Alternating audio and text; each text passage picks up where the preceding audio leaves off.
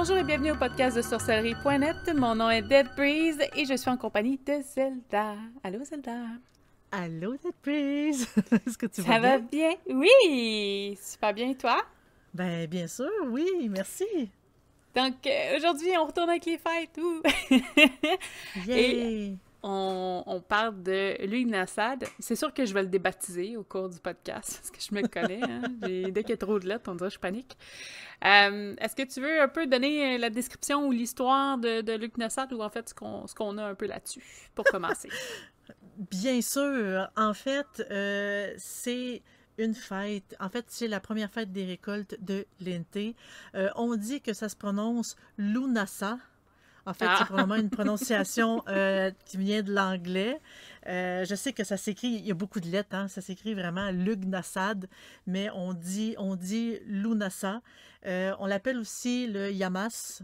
En fait, c'est vraiment la fête, la première récolte sur trois, parce qu'il y a comme trois récoltes dans l'été, dans l'année. La première, c'est justement au Lunasa. Le deuxième, c'est à la fête du Mabon. Et la troisième, c'est à Samhain, à l'Halloween. Donc, c'est vraiment la première récolte. C'est là où tout est fertile. On fête le fait que enfin la nourriture revient. Elle est abondante. Il fait chaud aussi parce que, évidemment, c'est une fête d'été. On aime ça. Mhm. Cette fête-là apporte aussi divers noms dans le passé selon la région de où est-ce qu'on est. Des fois, c'était le Gwil Aust. Regarde, moi aussi, je suis capable de débaptiser beaucoup de noms. Il y a aussi le vieil anglais, Lafmaes ou Oui. Loafmas. Il y a des fois, il l'appelle aussi juste Lou, des fois Lunasdal en Écosse. Il y en a vraiment beaucoup de noms que ça a été dit. Luanistin, le Feast of Augustus, euh, Oui, Brown Trogan, puis là, je sais plus si tu l'as dit, l'autre c'est Frey Faxi. je l'avais pas dit, non. Mais il y a beaucoup de noms.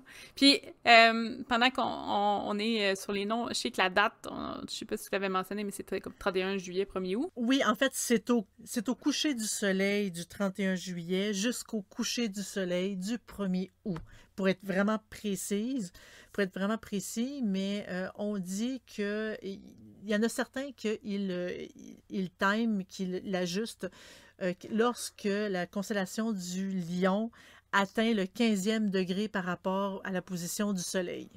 Puis au niveau de l'hémisphère, Moi, l'hémisphère sud, je ne sais pas par contre. c'est le 1er février en tant que tel, là, autour, même chose avec les constellations, tout ça, non? Ah, d'accord. On dit aussi que des fois, elle est fêtée le 5 ou le 6 août. On l'appelle le vieux Lamas.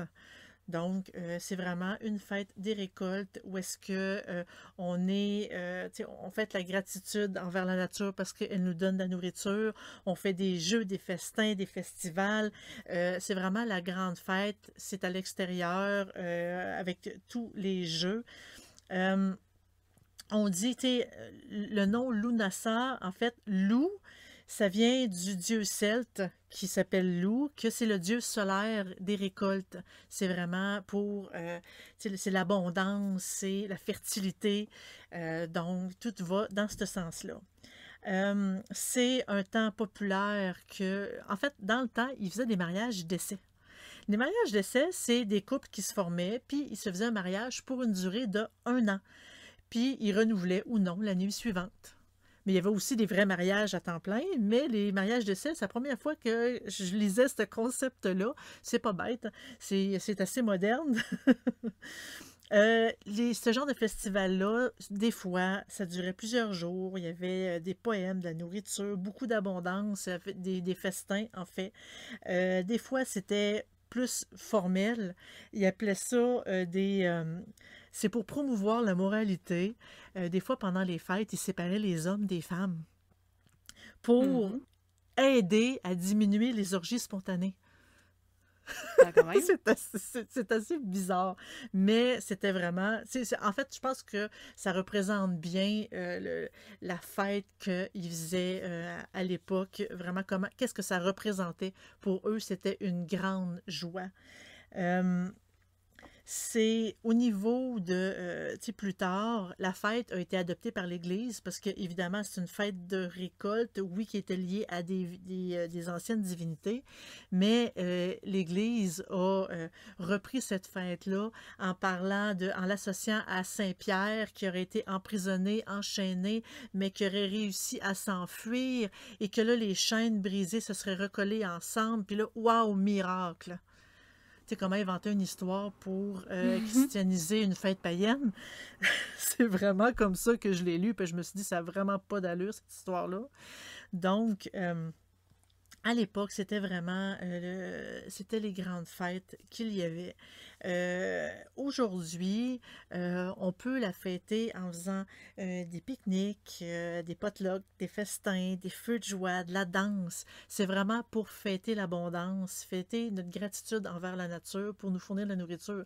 C'est sûr qu'aujourd'hui, on n'ira pas dire merci à l'épicerie du coin, au supermarché du coin, mais il faut quand même, tu sais, la nourriture vient de la nature, c'est quand même important de la remercier. Au niveau de la magie, c'est un temps pour faire surtout de la magie protectrice, pour protéger, par exemple, les récoltes, protéger la pêche, pour que ça soit abondant, pour qu'on n'en manque pas, puis qu'on puisse vraiment accumuler pour le restant de l'année. Donc, c'est vraiment une fête pour la fertilité. Pourquoi je suis pas étonnée? La fertilité revient dans toutes les fêtes. Oui, ben c'est important, la fertilité. C'est très important, peu importe le domaine.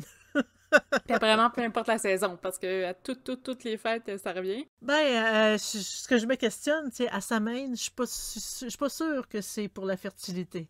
Je pense que, ben peut-être qu'il y en a, ouais, écoute, parce que moi, on parle, bon, il y a plusieurs concepts, bon, de toute façon, on va en parler.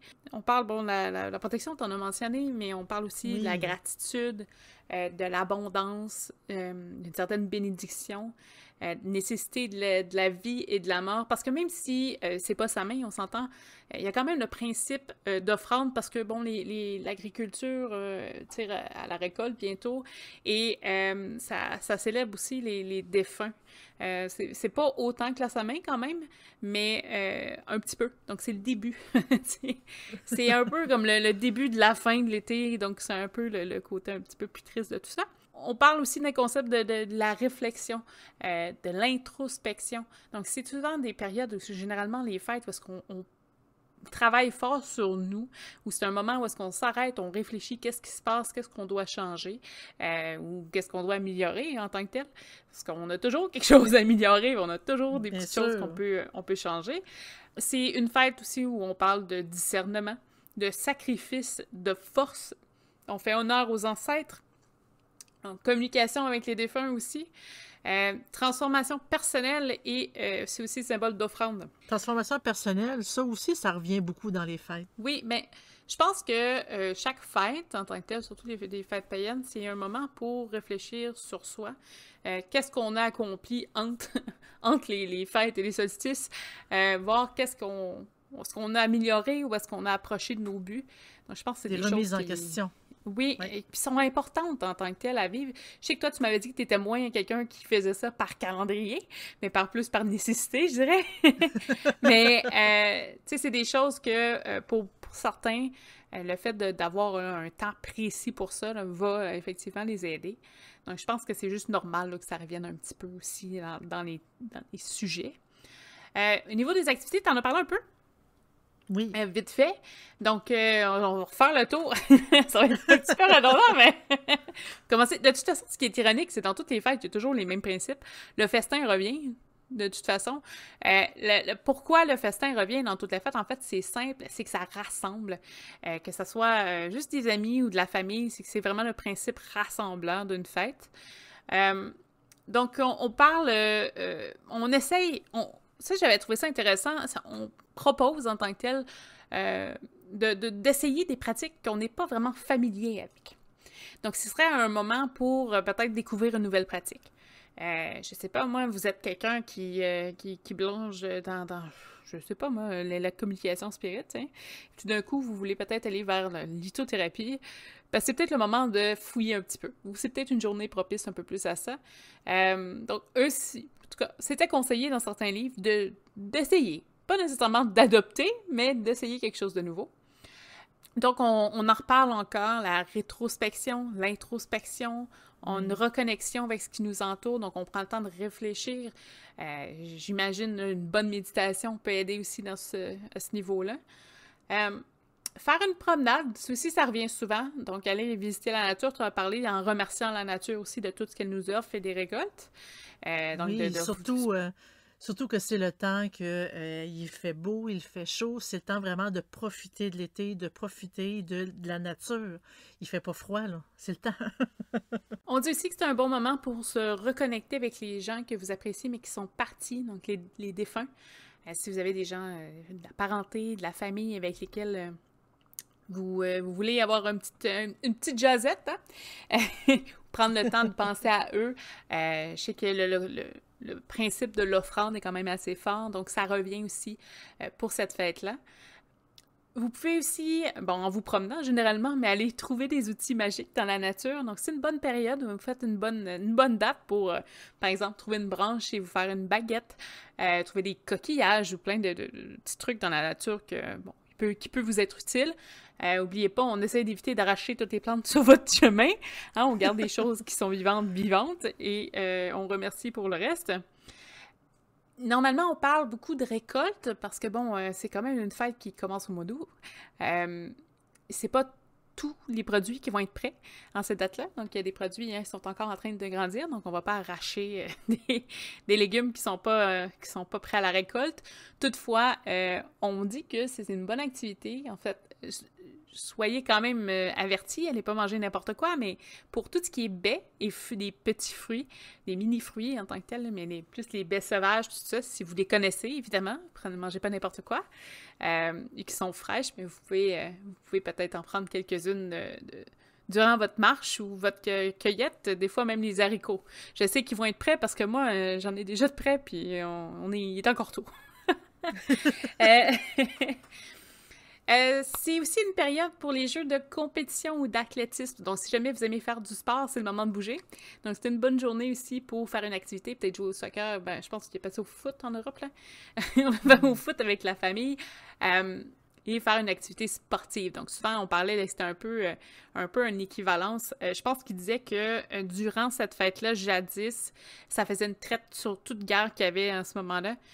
Tout ce qui était... c'était un moment de paix complet, donc c'est un peu comme l'équivalent aux Olympiques qui expliquait. Le même type de trêve, je vous dirais. Donc ça change pas. Donc, c'est un peu un petit rappel à ça. Vous pouvez fabriquer un corn dolly. Là... Je sais pas c'est quoi le terme équivalent en français. C'est une espèce de charme. Ça a l'air d'une petite poupée faite avec des pots de maïs et ça apporte la chance et de la protection. Donc, c'est comme un petit effigie là, que vous faites avec des pots de blé d'Inde. C'est assez intéressant à regarder si jamais ça s'appelle vraiment un corn dolly. D-O-L-L-Y, là, puis corn, mais c'est O-R-N. On conseille aussi... poupée de maïs. Oui, exactement. On conseille aussi, si vous avez des activités communautaires du bénévolat, que c'est une excellente journée pour faire ça. Dans le fond, c'est une façon de remercier les gens autour de vous. On dit aussi de visiter les puits. Aux petites heures du matin, d'y jeter une pièce. Ça, c'est une vieille tradition. Donc, il y en a qui la poursuivent encore. Ils sont peut-être un petit peu plus rares aujourd'hui. Donc, si jamais vous avez un puits que vous pouvez faire ça, hein, sans trop l'endommager, c'était une vieille tradition, en fait. Je trouvais que c'était intéressant à savoir. Tu sais, des fois, c'est des petits détails comme ça qui rendent la fête plus amusante. En effet.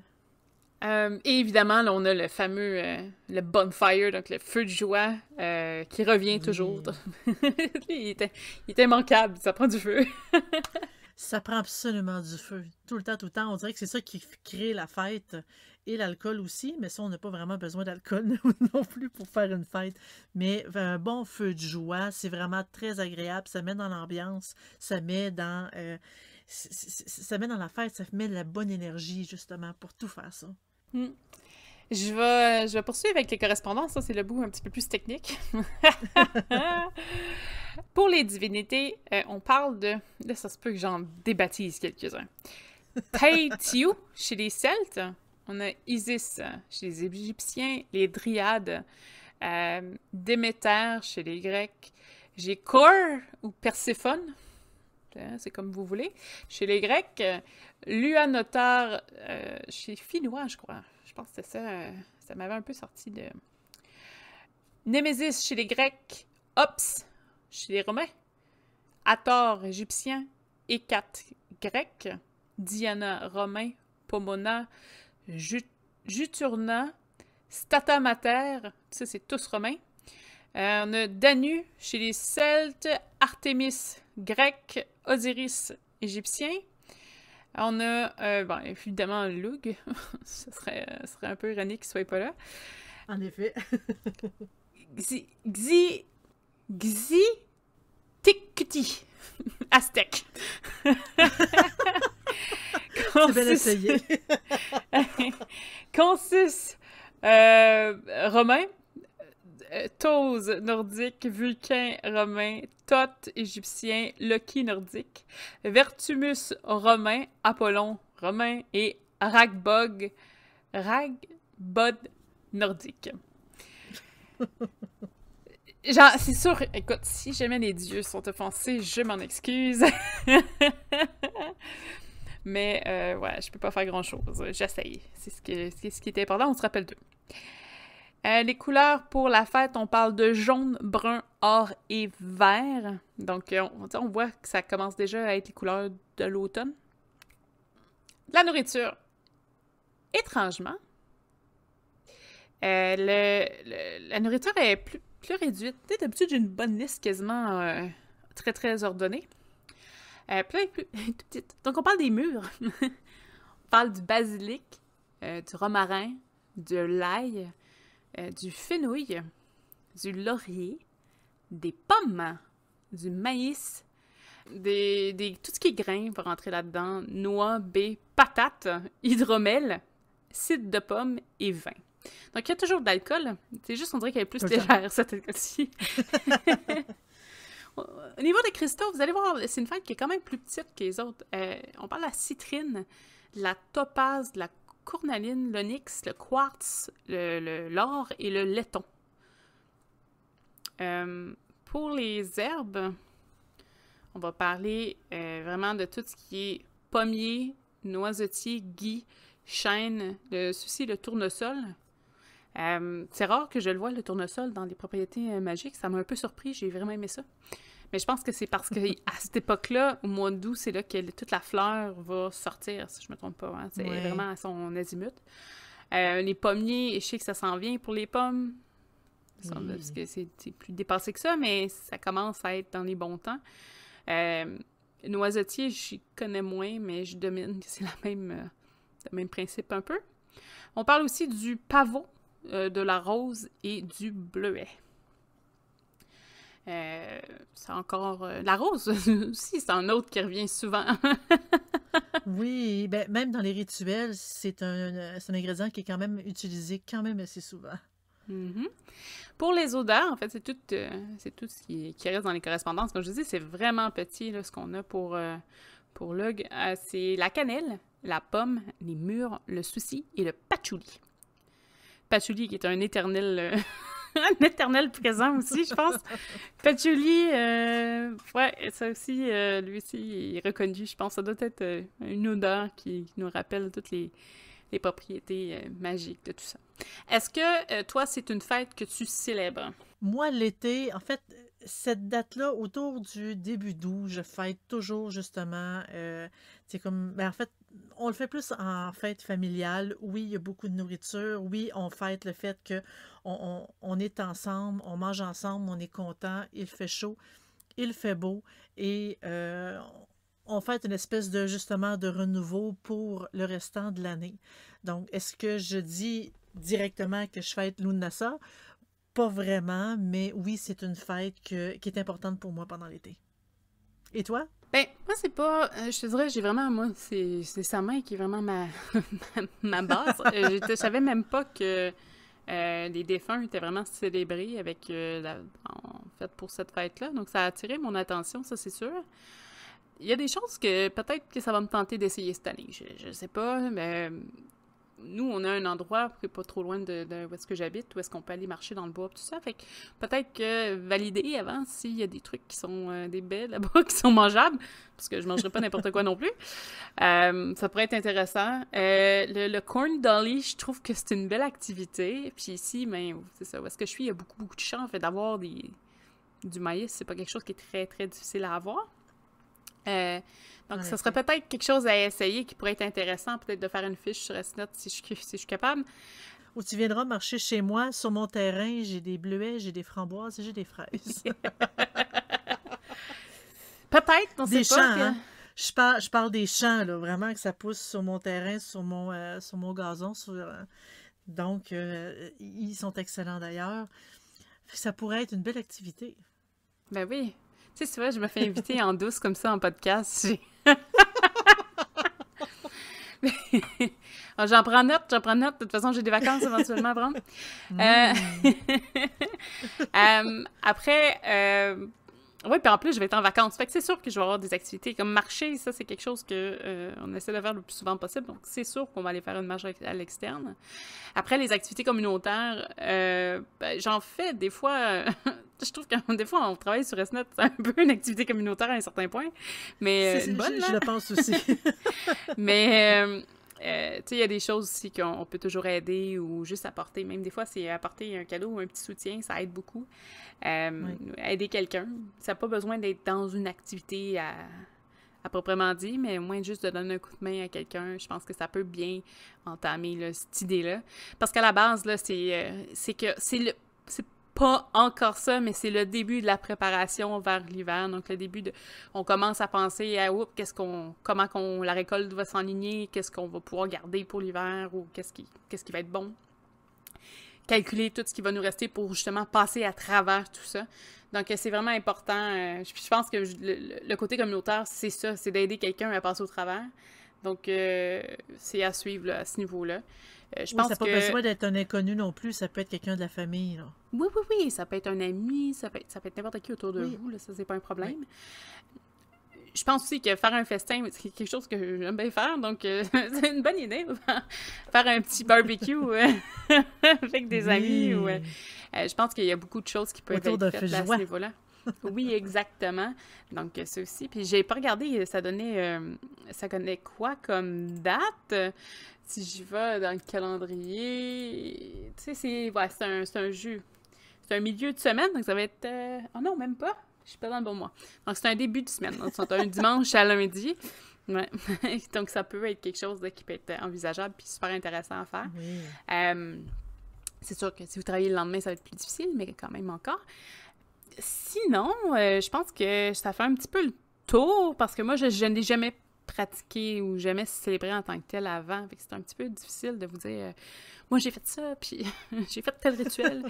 Je sais que normalement, ils proposent des rituels dans les documents que je consulte, mais ça avait pas de l'air très extraordinaire. Tu sais, ça sortait pas du classique ou de ce qu'on était habitué. C'est plus des rituels pour justement, de protection, pour se protéger, autant la famille, autant, pas nos possessions, mais l'abondance qu'on vit pour pas qu'on vit des moments de manque. C'est plus surtout de la protection. À l'époque, ils protégeaient beaucoup le bétail, évidemment, et les champs. C'était comme leur source principale de nourriture. Mais aujourd'hui, on peut juste protéger justement tout ce qui nous rend plus stable et plus apte à être capable de bien vivre dans l'abondance. Sur ce... Ça coupe un peu, il est un petit peu court cet épisode-là, mais je vais pas inventer des trucs. C'est tout ce qu'on a. Ben, ça fait quand même 25 minutes.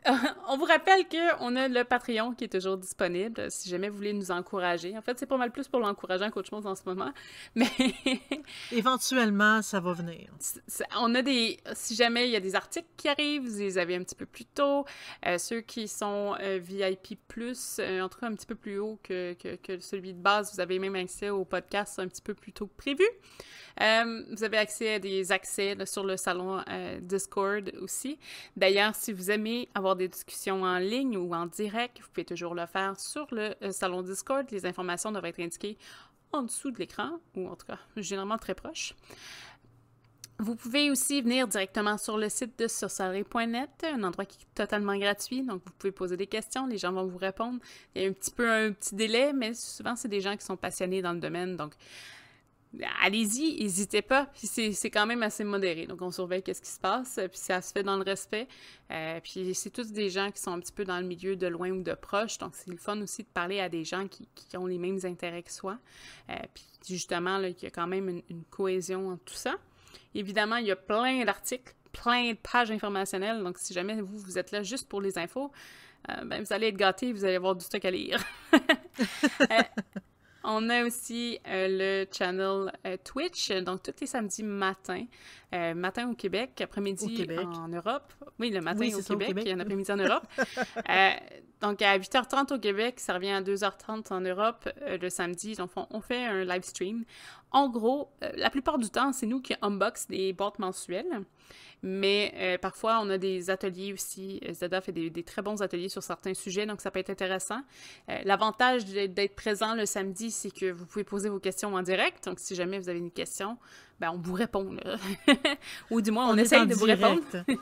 C'est en direct. Oui, on est en direct avec vous, puis on aime ça, justement, pouvoir avoir une interaction directe avec vous. Donc, venez nous voir. Puis vous pouvez donner vos commentaires. Puis des fois, c'est le fun aussi. Dans les boîtes, on a des objets qu'on n'est pas habitués. Puis des fois, il y a des gens qui savent aussi. C'est le fun.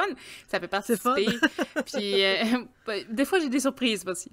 Donc, ça peut être quelque chose qui est intéressant. Évidemment, vous pouvez aussi nous rencontrer, nous voir sur YouTube ou nous entendre parce que des fois, il y a des podcasts aussi.